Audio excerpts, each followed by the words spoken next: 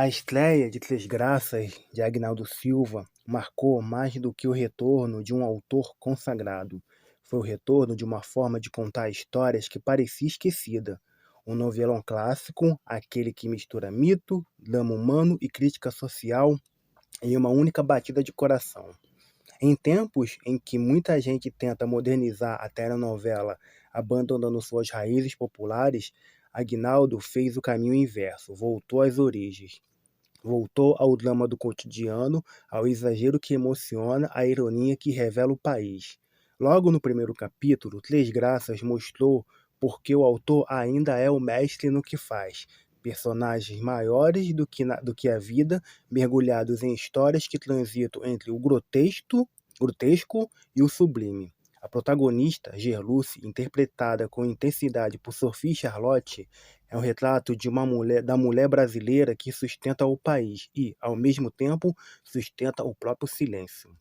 A cena no ônibus, ao som de Lineker, é uma aula de direção e sensibilidade. Gerluce chora, pensa, resiste. E, naquele instante, o transporte público se transforma em palco de reflexão, solidão e esperança. É ali, entre o barulho dos freios e o balanço das ruas, que o Brasil real se revela. Os números dizem que mais de 50% das famílias brasileiras são chefiadas por mulheres e que, todos os dias, cerca de 470 crianças nascem sem o nome do pai no registro. Mas uma boa novela faz mais do que mostrar estatística. Ela humaniza os dados, dá rosto, voz e dor ao que os gráficos escondem. E Três Graças faz isso sem didatismo, com a força do olhar e o peso da vida real. A direção de Luiz Henrique Rios é outro ponto de destaque. Nada de câmeras tremidas ou filtros artificiais. Rios resgata o visual das novelas dos anos 80, com zooms dramáticos, enquadramentos firmes e uma fotografia que serve à narrativa e não o contrário. Ver uma novela filmada com essa segurança, sem medo de parecer antiga, é quase um alívio. É como reencontrar uma linguagem que o tempo tentou esconder, mas que ainda pulsa. O elenco, aliás, é outro acerto. Sophie Charlotte entrega uma atuação poderosa, cheia de nuances.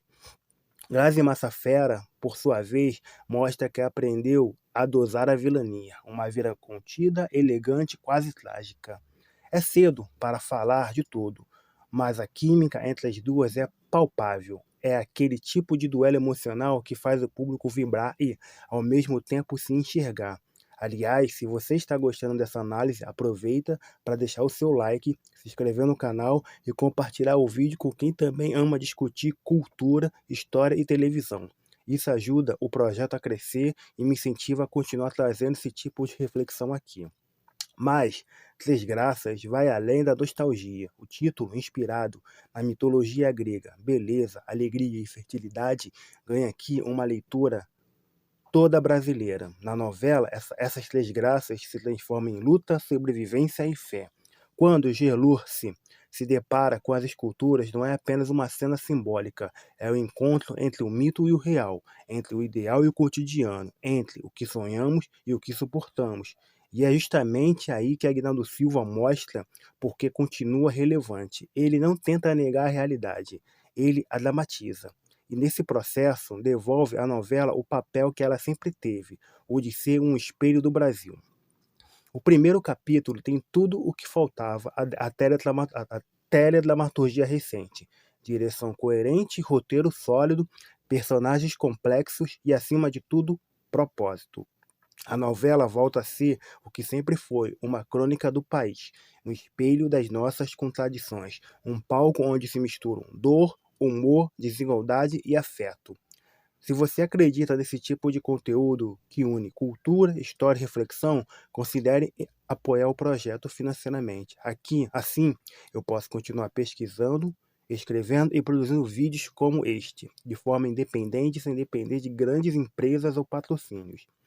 No fim das contas, Três Graças é mais do que uma novela. É um retrato, por vezes cruel, por vezes poético, do que significa ser brasileiro hoje.